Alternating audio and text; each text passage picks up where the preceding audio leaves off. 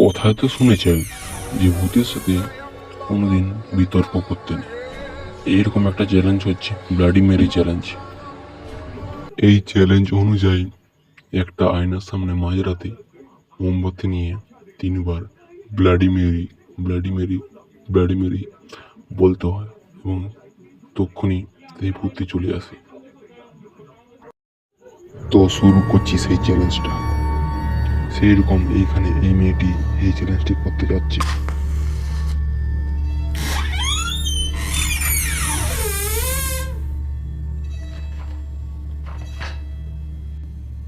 Bloody Mary.